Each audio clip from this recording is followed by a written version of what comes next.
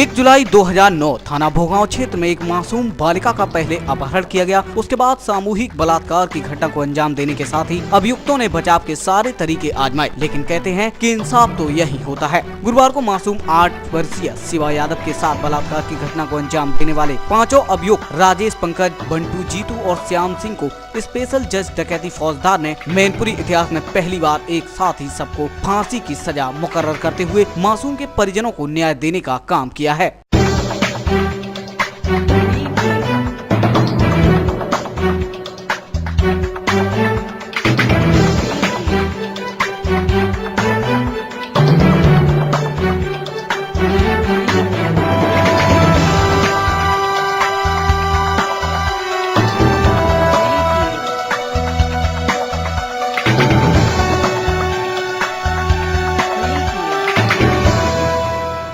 जज संजीव फौजदार की ओर से पांचों ही अभियुक्तों को तब तक फांसी पर लटकाए जाने का फरमान जारी किया गया है जब तक उनकी मौत नहीं होती। अब किस तरह से चला 2 साल ये मुकदमा, किस तरह से दिया था इन बहसी दरिंदों ने इस घटना को अंजाम, आप सुनिए अधिवक्ता रामवरण साक्य से। अरेस्ट करने के बाद मौके की वारदात करने में अपने अपराध को स्वीकृत किया के पास बरामद हुई और उस आधार पर इसमें साक्षी परिचित कराए गए।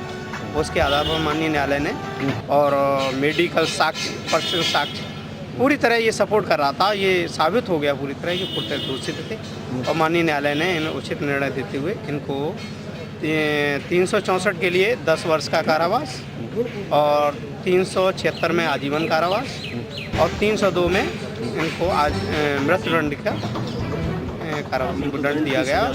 तो सुना आपने, अभियुक्तों ने मासूम की मां से हुए मामूली विवाद के बाद इस दर्दनाक घटना को अंजाम दिया था। पहले बालिका का अपहरण किया, उसके बाद बारी बारी से उसके साथ बलात्कार किया, फिर गला घोंटकर उसकी हत्या कर दी।